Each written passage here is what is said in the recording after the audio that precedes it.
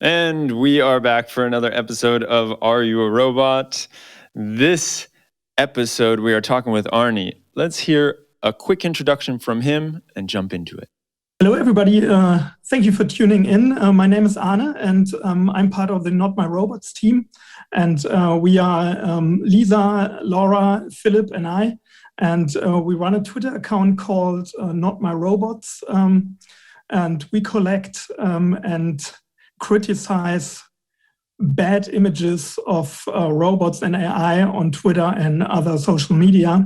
And we think that it's necessary. It's necessary because the visualization of these technology plays a huge role in how we perceive this technology, of how we engage with this technology, and the way AI and robots are depicted right now often is in a way that's hurting the image and is not a correct way. And we think that's the point where we have to criticize and outcall bad images.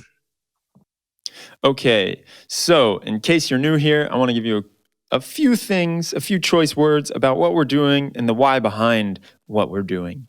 This is a series where we aim to tackle some of the greatest challenges that appear and crop up when it comes to AI and other related technologies. And the way that we're doing that is I'm gathering all of the best and brightest minds that I can find and having them come onto the show and talk with me, and I get to ask them all the questions I would like, unless they ask me not to ask them the certain questions, but that's for another story.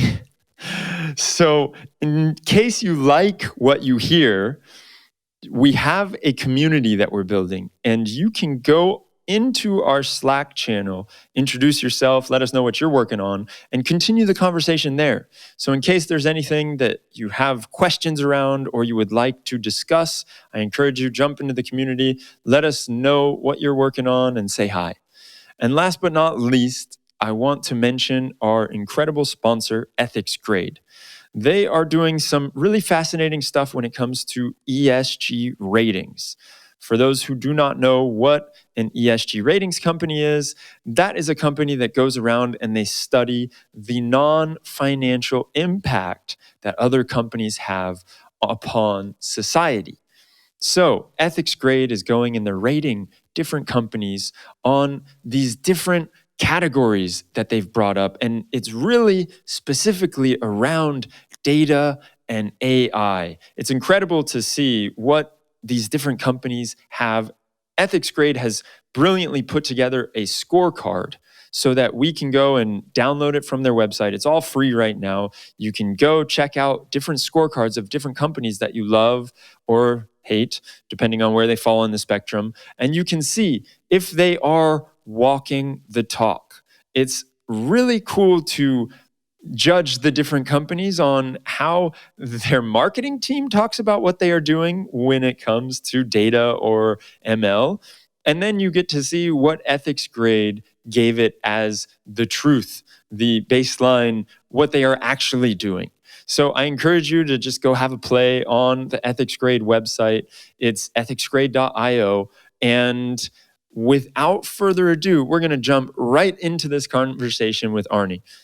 Hope you all enjoy. Are you a robot?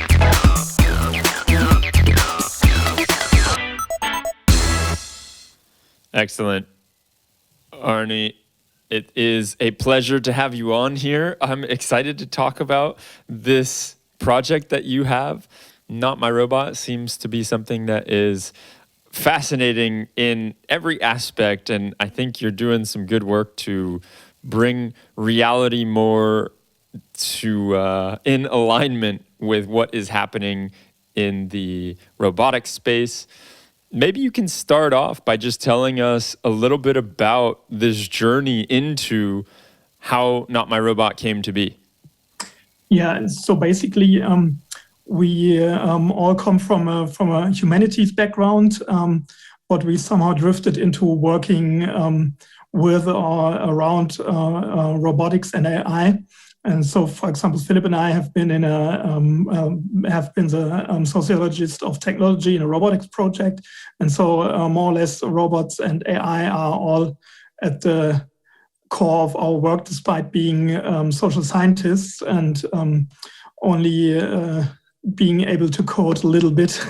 And so every one of us had like this collection of the cabinet of horror of robots image already. And so we kept talking about it and collected the very worst of those images. You may have seen some of those, and they tend to be really terrible at one point. So we all had this collection, and Laura also wrote a chapter on this in her recently passed dissertation about it.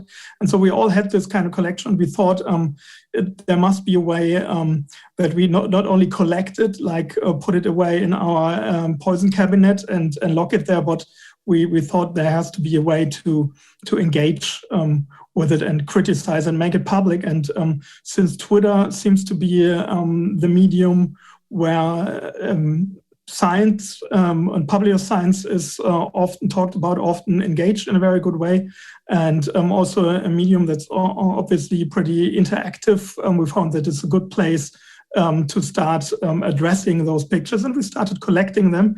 And we ask everyone to tag us or to use our hashtag when they see those media, and so we could address it and call it out, so to say. So you started crowdsourcing some of these bad images, and I thought you were going to say, since Twitter is a place for criticism altogether, it is the perfect spot for this kind of project to happen. Maybe you can give us some of the images, or describe some of these images and examples of robots and AI and how they get things terribly wrong. Yeah, and you can see a good collection if you click on our handle or get on our blog. So there's a great overview. If you want to look it up now while listening to the podcast, you can see it. So there's quite a variety, and we already got some like a taxonomy of the worst robot, which are all differently kind of horrible.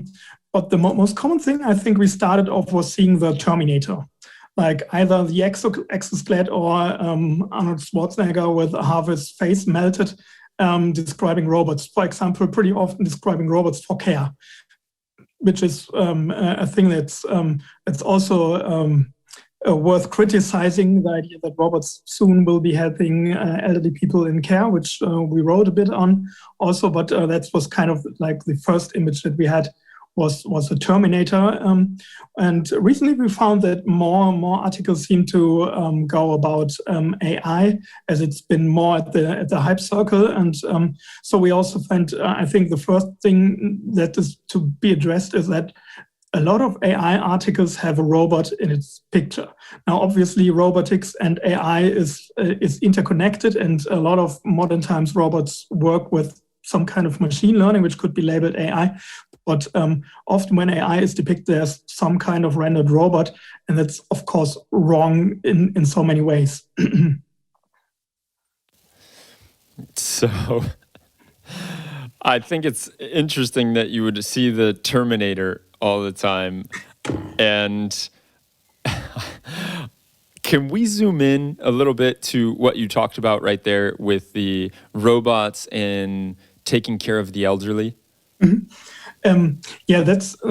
We just recently published also an article on it, and I'm not sure how far into detail you want me to get, but I think that's a very interesting connection, because there's nothing that's pretty much.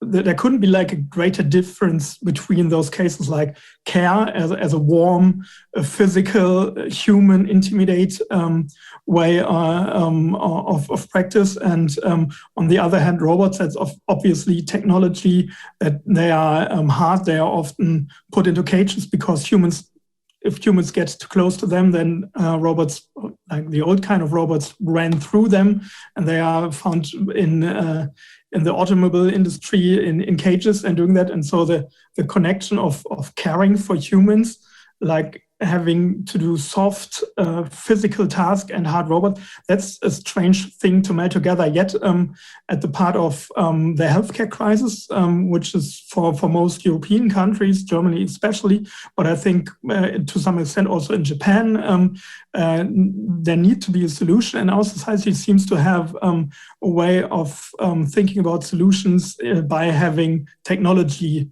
do the solution. And right now there seems to be the idea that as robots are usually designed or meant to take over the dull, dirty or dangerous jobs, and since care obviously for wrongly are conceived as dull and not well paid, etc. They are now to be taken over by care robots, and there has been a lot of funding. For example, from the European Union, we put that in our article in detail how much funding went into that, so that robots are now supposed to care for humans, and this is obviously not fitting to the state of the art of robotics technology as it is now. Nevertheless, there are a ton of projects, a ton of science funding that are supposed to have robots care for humans. When you say care, what exactly do you mean by that? Just bringing them their pills, or? It's mostly for, I should have said it, it's mostly elderly care, what was talked about. So with a demographic change, there's a high demand for elderly care, for nursery jobs, and also in old people's home or in hospitals. There's a huge demand of caretakers, which are highly underpaid and often seen as unskilled. So that's a typical job that can be taken over by a robot, which is, of course, a strange perception of the field. Yeah, and I see the juxtaposition that you're talking about, something that is very much, it needs that human touch to be brought with it, and you have something that is a cold metal robot or aluminum or whatever they are making, plastic even, and it does not have that touch and that warmth that is associated with human care. And a lot of the times, and I know I've seen or read things in the past about this, on how just having someone that believes in you and your struggle, if you are sick, can help you get better. And so outsourcing that to a robot seems non-existent and a very bad idea. Although who knows, it may work. It's also this idea that comes along with how care is now done as a thing you can sort of put into an engineering kind of thinking. So you make tables on how much one person has to be taken care of, how long one action should take place. And so with the introduction of robotics and the thing of engineering care, there's more of an technologized way of thinking about care, which of course has a big difference to how care is done right now. But I think we are drifting away from what we actually want to talk about. Although there's a very interesting topic. I find it fascinating, because that is true. Like, you have to hard code the time that each robot is spent with each patient, and when there is the human element involved, you know if someone needs more time with you, or you know if they need more pampering or whatever it is. You can understand that and hopefully give it to them. I'm not saying that it happens all the time, but there is something very explicit within our human nature. And when you're taking care of someone and you understand that someone needs more attention and others need less attention, but with a robot, it's not so easy to program that understanding into them. And so, like you said, you're putting it onto a spreadsheet, and you are basically codifying, this person gets whatever 10 minutes. And so this comes back to that question I was asking earlier, and then we can move on to the next one. But taking care of someone, is it just bringing them their daily pills? Is it tucking them into bed at night? What exactly is taking care of someone? That's a good question. I think a lot of projects can't answer, yet they are paying roboticists to put their robots into that kind of settings, which seems odd. It's exactly that. What is care is so hard to answer that it has the answer of how to put that into something you can put into a sheet. It's not possible. That's kind of already the answer. I can't define it, and that goes to the very core. It's very hard to define, and it's not to put into little segments that then we can source out. That it's a collective of things you do. And if you like brushing someone's teeth in a care setting, then you might think the robot, there's actually a project with a robotic arm that's supposed to do that. So people don't need help when they are when they can't move their arm. There has a robot project that's it's of course from a robotics perspective extremely interesting, because it's like a very hard task, but seems kind of doable, because it's like the motions can be thought out, and the pattern where you have to do can be set. So it's a strange task. But brushing someone's teeth in a care setting doesn't only mean your teeth will be clean at the end. It means a lot more, and that's very hard to put in a technological setting. Mm-hmm. So, getting back on track to what we were originally talking about when it comes to Not My Robot and the images that are being put out about robotics and basically the state of the world of robotics right now. I think there are the interesting images that we see coming out of Boston Dynamics, for example, that are doing fascinating things, and you see the progression. I'm sure you've seen that video from when Boston Dynamics first came into being and how the robot was fumbling with anything that it touched, or it couldn't stay standing up for longer than a few seconds. And now it's able to dance in unison with many other robots. That being said, it is very easy to throw up a picture and misrepresent what is happening and where we are, the state of robotics right now. So what do you feel these images, these misrepresented images, not the ones like Boston Robotics where you get the whole video and all of that, but the images of the Terminator that you spoke of, or the images that are just clearly far-fetched, what impact does that have on society? And I could even talk about how what Boston Dynamics does is also kind of deceiving at one point, because you don't see, you often don't see the speed of the robot, especially in the older videos.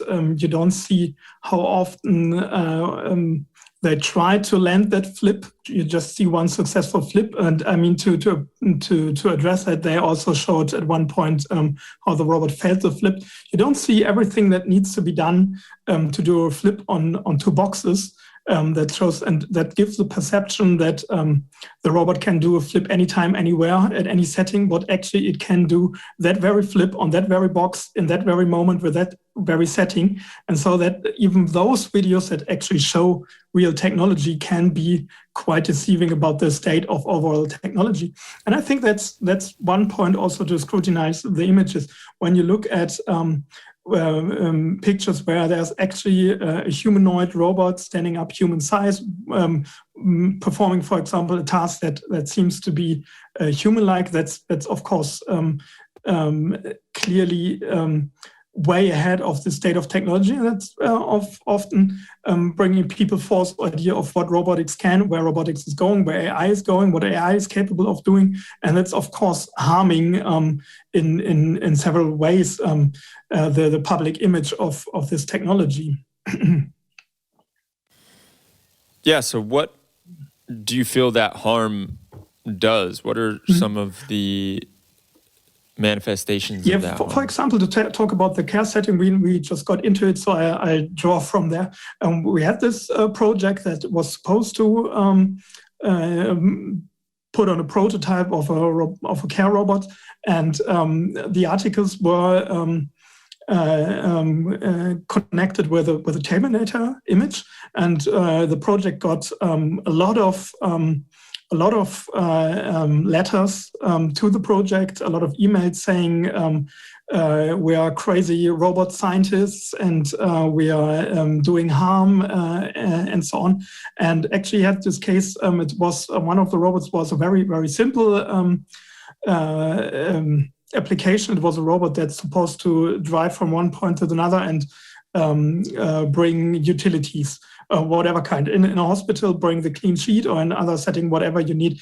And they were, for example, they were supposed to be put on an offshore drill platform.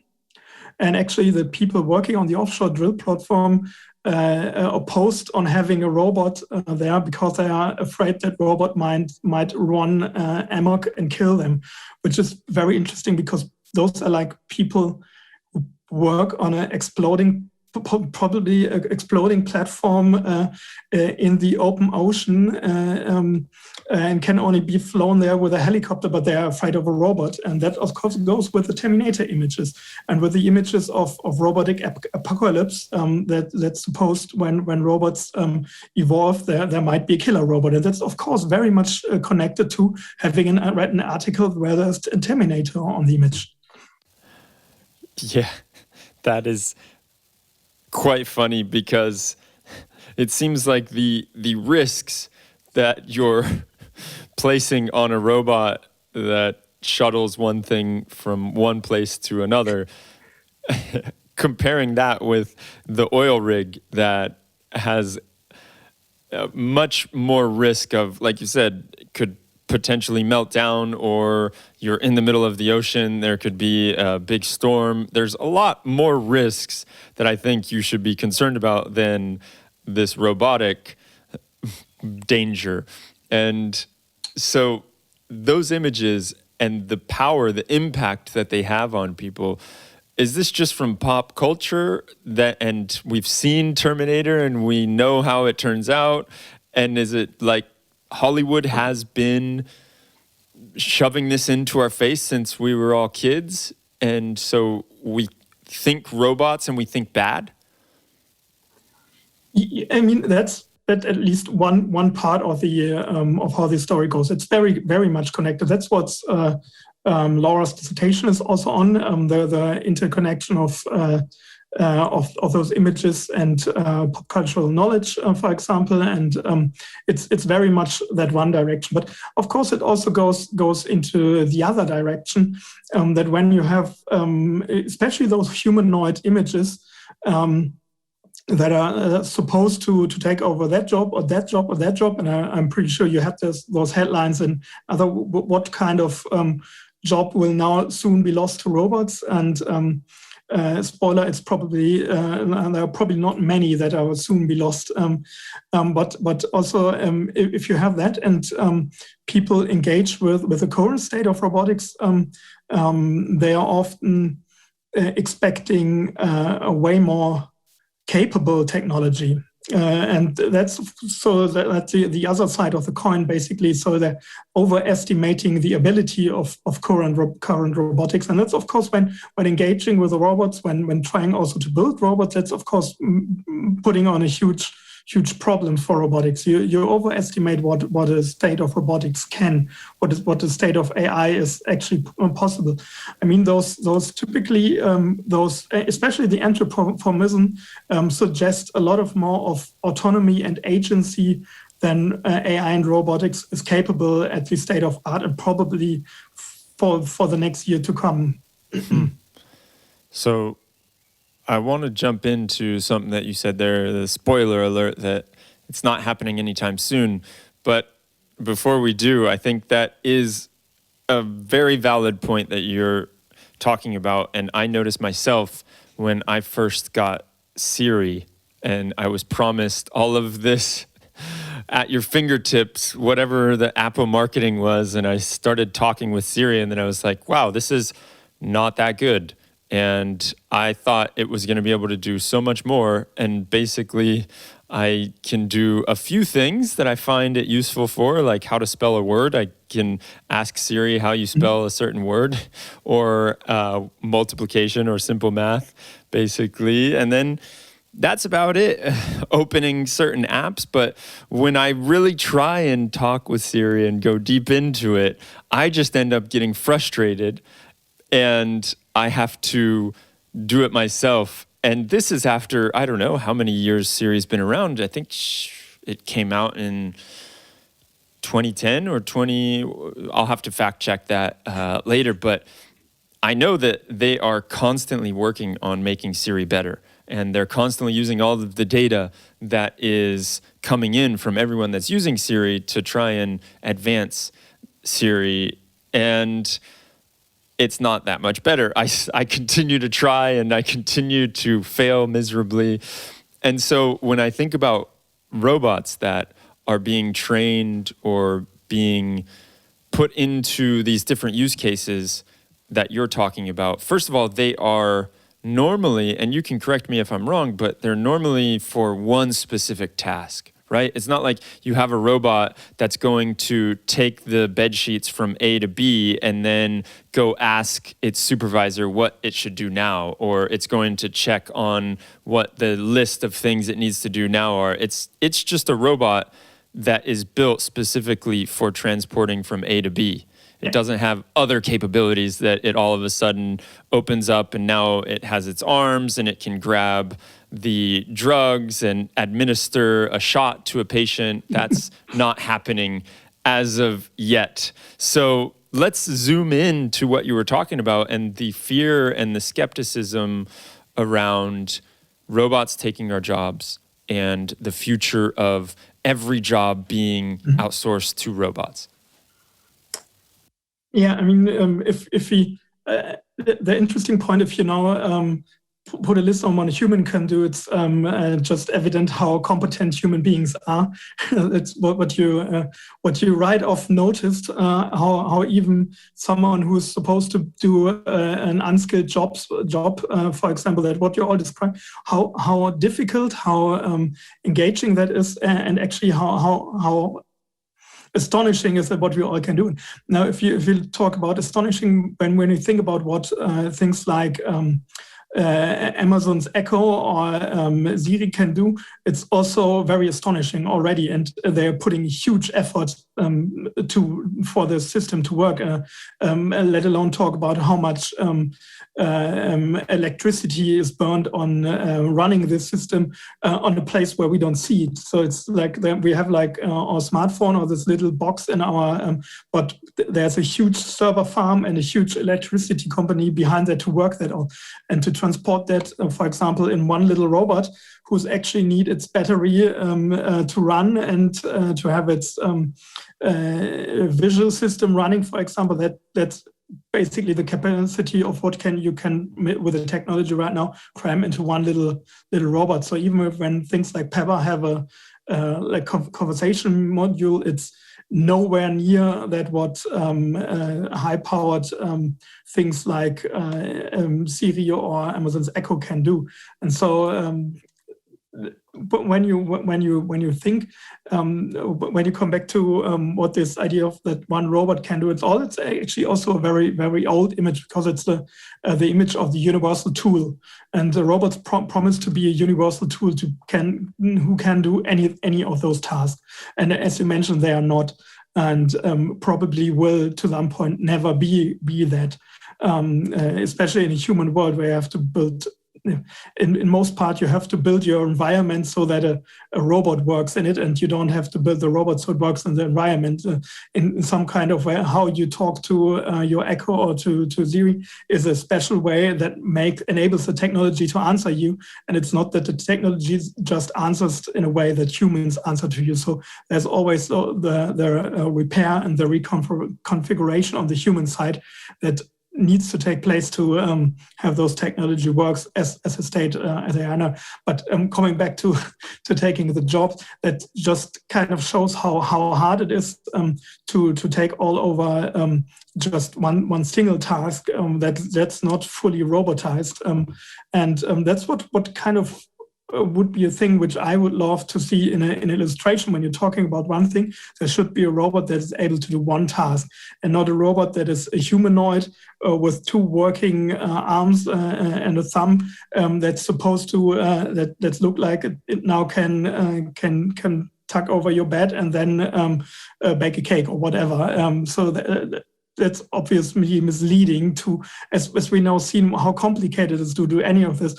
To have pictures of that is highly misleading and wrong about the state of the technology. And when we are talking about the implication, and I guess that's what you're doing greatly, the implication of what you have to criticize on how technology is built, then the idea that a technology works that way, like a universal tool, takes, of course, away from the dangers that AI, for example, now possess. And I mean, there is a threat in many AI application caused by the bias cause of how our technology is used. But if you focusing on the thought that it will be a humanoid robot that's a universal tool, you take away from talking about the real threats and from talking and engaging with those things that actually need to address. Exactly. So I think you said something interesting before about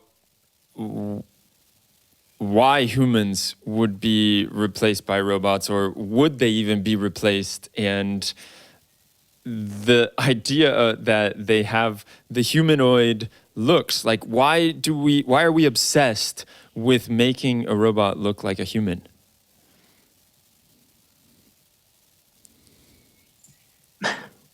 I've probably speculate about it, but to one extent, I think it's. I mean, that's also has been in pop culture for a while.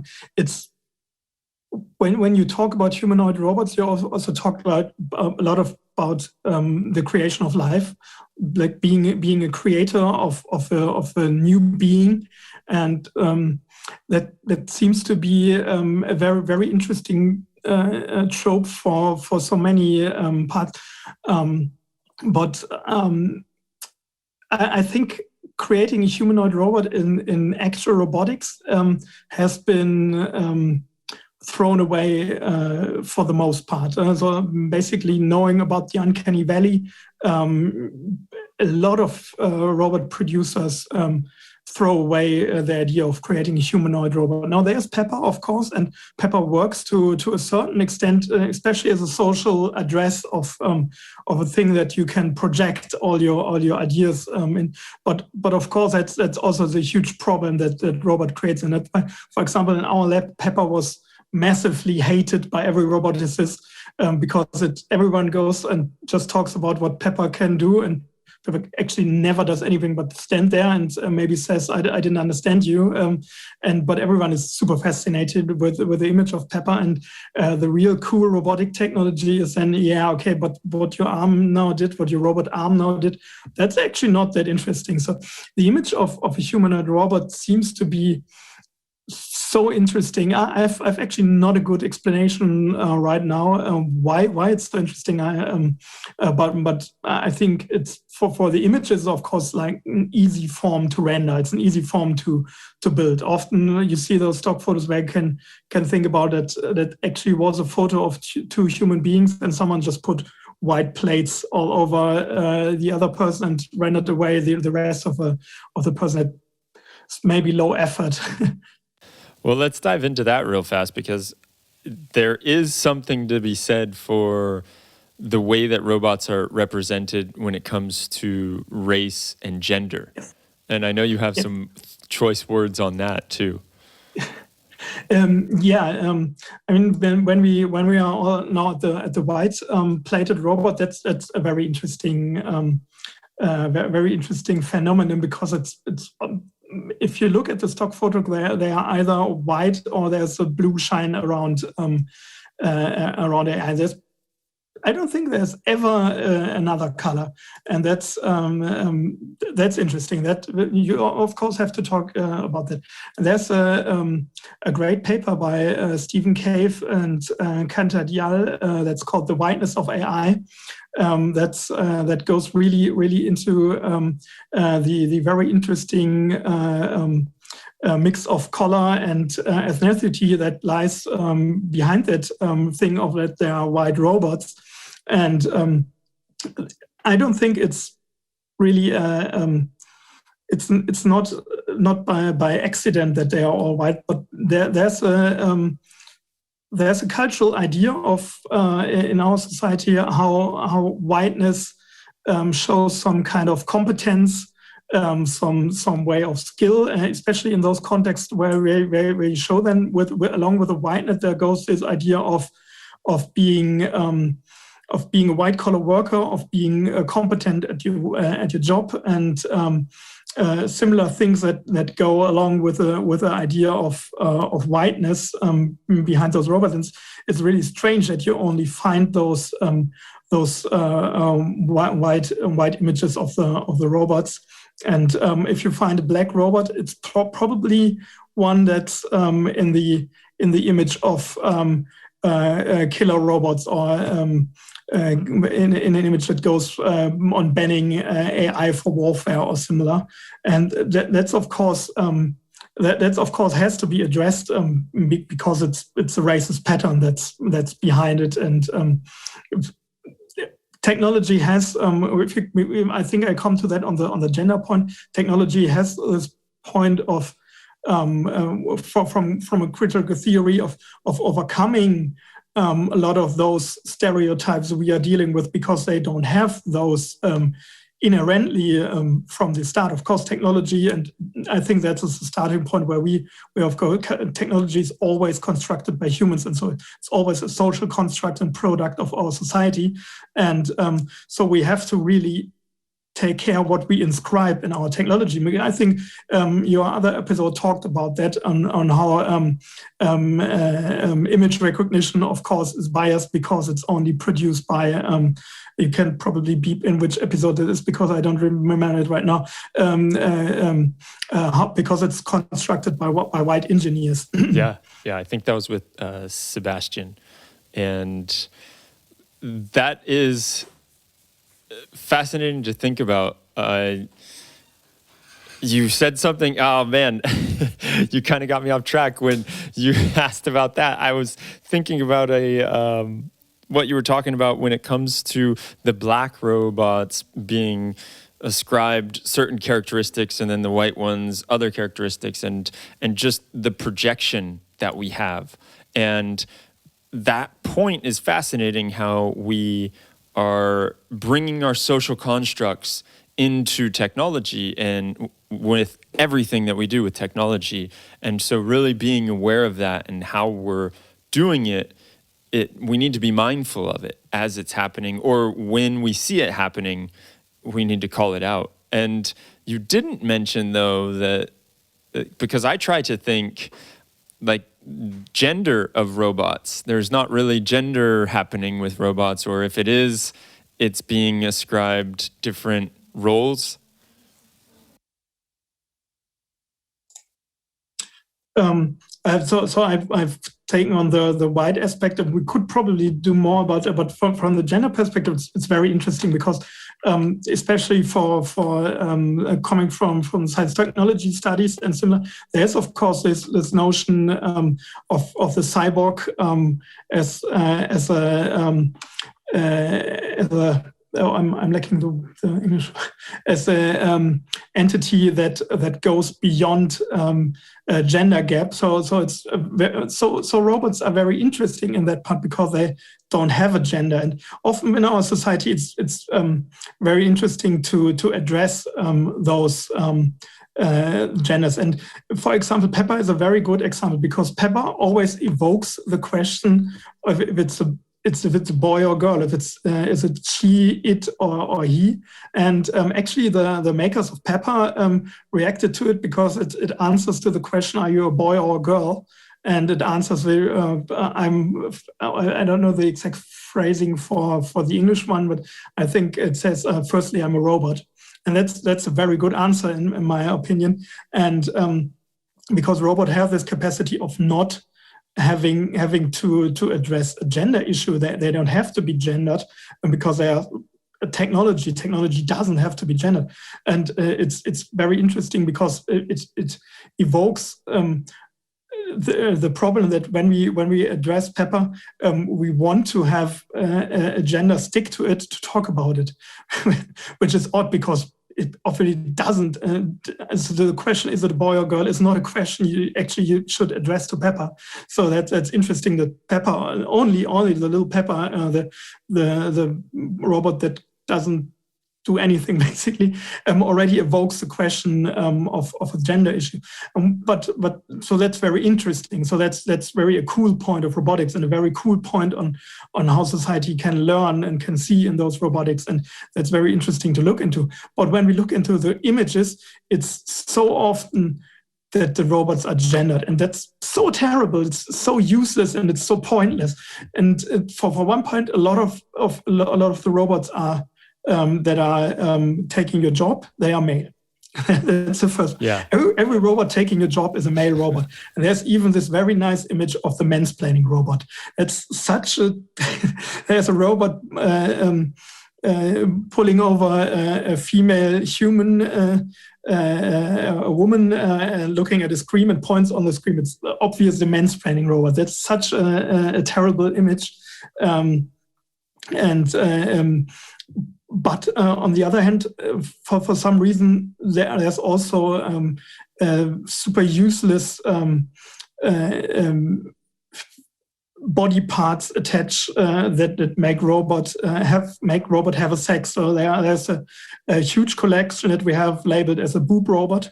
Where there's an article about AI doing anything, and there's a robot with breasts. Why is a robot with breasts? That absolutely makes zero sense. Zero. It's but still it's there at many points. You find in an astonishing rate you find robots with breasts. So and there's really zero need for having an image for a robot with breasts, and that's very strange. But the gender dynamic is also along the line of the biasness. You see, every robot that's supposed to take your job, it might even have one of those hard hats to show off the masculinity of the robot and the competence of the right male robot. That it's of course one robot that takes your job.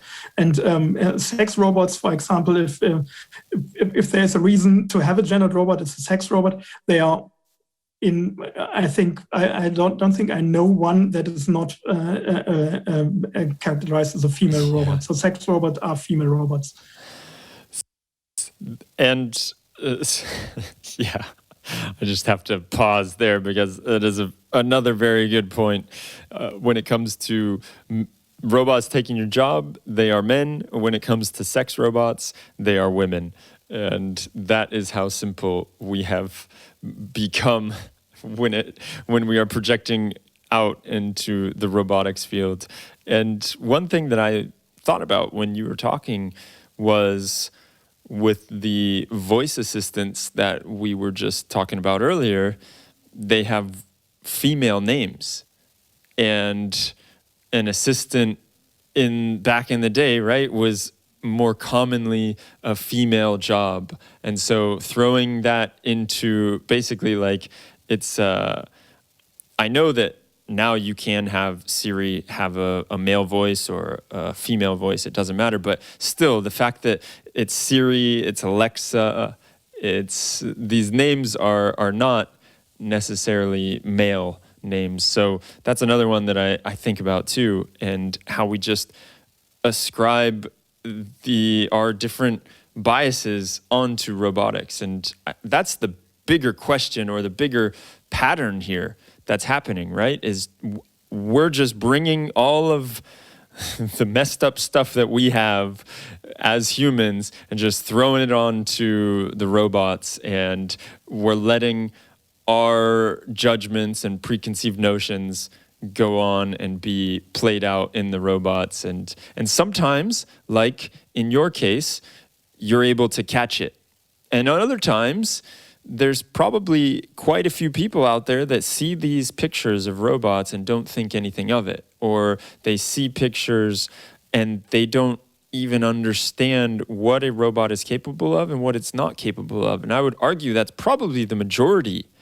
And so when you see a picture like this in some sensationalized article that comes out in some press, maybe respectable or not so respectable press release, it's very easy to slip into that, especially if you're not knee deep in this stuff like yourself or myself. And it's easy to believe what is not really there. And that goes back to what you were talking about with the assuming that a robot can do too much, having these high expectations. And then when you really see something that is pretty spectacular, you go, but that's not the robot cooking me pancakes and cleaning the dishes at the same time. So I don't know why we would ever want a robot that can brush your teeth. Yeah, we want that robot because in that case, robots are for people. This is additional for people who lose ability. That I think in that case, I'm kind of okay with a basic idea. But as you said, it's with starting with our again with Siri. There's this idea of technology being our servitude, and that's also often in the image of robot. But what you often see, not for robots, not so much for AI, but you often see what's interesting. It's brought back the image of Rosie, which is the household robot of the Jetsons, 60s, 50s. Cartoons, animated series, and they have this household robot, which is very interesting because it brings back another stereotype, and it's over there. It's those maiden image. She has this maiden head gown and an apron and one of those dust wipes, and is supposed to clean up and to be at ready servitude of cleaning behind their masters, really, so to say. And that's a lot of the notion those pictures bring. There will be robots serving us. That's like the automated futures will have a robot servitude.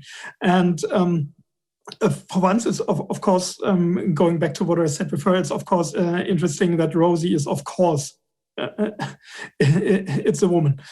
So it's the romance. It's interesting, but of course Rosie is a female character in this in the series, and of course all those household robots are like you mentioned before, the other system mostly named for a name that usually goes for girls or women, and that of course connects to the kind of servitude that expected from this technology. It's an obedient, busy, helping to make my life easier. That's an image that dates back in the 50s, and it's really odd that an image from the 50s comes back to illustrate 2020 technology. It's odd to have that back. And what you are rightfully saying is, of course, it's interesting to grasp for a person without bigger knowledge of what robotics, what AI is really capable for. Our answers is for once that's of course for one point in the responsibility of those who make these articles, because often those are popular science journals which should know better and should do better. And actually, at least in two cases for German outlet, we got them to change their picture. That was one of our biggest victories. Nice.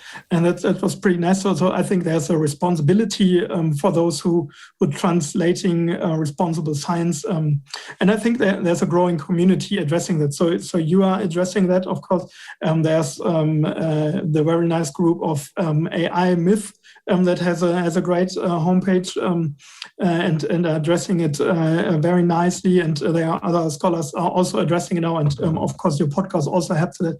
And what we did, while I have this nice image, which is the only nice image of my university, it's TU Berlin. And we had this lab. And what we did also to address it, we had an open lab day. So that was a day where anybody could come in and check out our robots. So we had those state-of-the-art hand robots, basically, which is an arm and a manipulator on top, and we had a pepper, and we had other robots too. And so people could come in and actually see what current robotics is able of, what it's not able of, what is the huge work.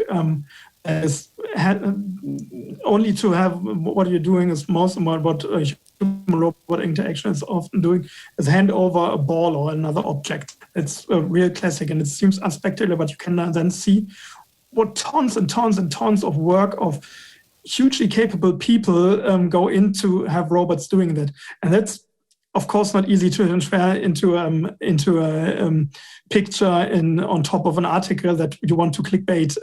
But that's, of course, one thing that's of course addressing kind of the gap, because science is in its lab in a university somewhere out of town, and there are scientists who are talking stuff you don't understand, doing coding you don't understand, using words you don't understand, and there's this article, and who are going to believe? So the other part is even not graspable. So it's also important that the science reaches out back to the public, and I guess that what your podcast also is doing. So yeah, trying to bridge that gap. It is a very good point. Like, it's very easy to make too simple of a narrative out of it.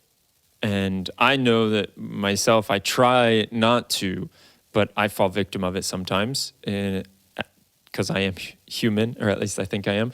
And so there are those moments like you're talking about. You go into the lab and you're way into this studying, or sometimes you're so deep in the forest that you can't see the trees, right? And so for someone to be in the lab and be doing this robotics, if an outsider came and tried to look at what they were doing, it would be very foreign.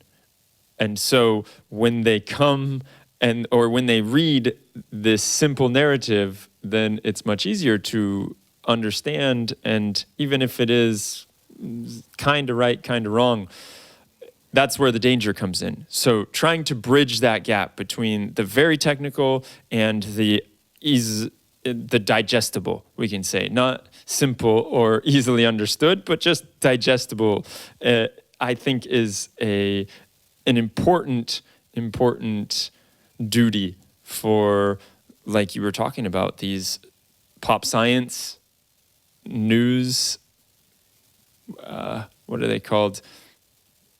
They're not magazines, yeah, like the pop science magazines. And so since we've been talking this whole 35, 45 minutes about the negative aspects of robotics, and I know that you are quite deep into robotics, I would love to hear or just spend 5 minutes on what are some pretty fascinating things that are coming out, the state of the world right now that you're looking at through robotics, and where are we? Set the record straight a little bit and tell us what is exciting when it comes to robotics. That would be probably the job for the roboticist or a group. But what I find fascinating is there is, of course, I mean, if you really imagine that robots for years and years and years doing great work in cages, and they're literally in cages. If you go in a factory, for example, Volkswagen here, they have cages where you don't get in, and if someone gets in there, someone will hit a huge bother, and every robot in the whole will stop. And so that's what robots been for years, and they were really good at it. They're fast and they're precise and they're great. But you now get into touch with humans, and that's really so complicated, and that's when you realize how soft and vague humans are. But there are now robots. For example, our lab had a German company called Franka Emika, which is a startup. They have a great robot arm, which is just an arm really, that has plenty degrees of freedom, and you can put in several manipulators on the top. For example, also a soft hand, which our robotic group leader has, which is inflatable, so it's very soft, and you get really cool movement with this that's adapting to humans, and so they are doing really crazy stuff with AI calculation on how you can move your arm to adjust to the position of human, and that's crazy because it's so incredibly hard when we're just moving our arm and just slightly. So if you want to shake your hand, you can build an easy handshaking robot, but if you want to shake your hand out of the blue or hand over something, it's so incredibly complicated. And there's actually people who we're getting there. There are robots that work, that move really intuitive, that work really non-threatening. They don't need, and that's what I really find fascinating, and that's what I've been talking about humanoid robots a lot. But this robot doesn't have a face or any point where you can really look to, but it's just an arm. But you still can cooperate with it. You can hand over something, give it back to it, and that's really fascinating. I think that's where robotics is going, and I think that's where our image should probably going. It's not a humanoid, human-sized robot. It's more cooperative robots that, as you said before, they're doing one task, in this case, like 10 tasks in your direct workplace, and they are good in cooperating with you. And that will be really interesting to have a robot cooperating with you, handing over smoothly things to you. Yeah. And of course, when you extrapolate from there, you can imagine your extra hand in doing the dishes. That would be really cool, and it would be from my experience, would be more realistic than having a Rosie doing the dishes for you. But having an extra arm, for example, for people who lose capability, as I said, the T-Schwarz robot is for the famous ALS. Thank you. When you're starting to lose the ability of your robot, of your body, you're starting to lose ability, and you're taking gradually the robot arm will be taking over for you. I think that's things then that you can look ahead. It won't take all of your work. It will use a lot of roboticizing your environment, your nearest things, and those things robot touch will need to be made accessible for the robot, and it will not be the same. But I think that will be a cool application that robotics can do, and that will be there in the near future.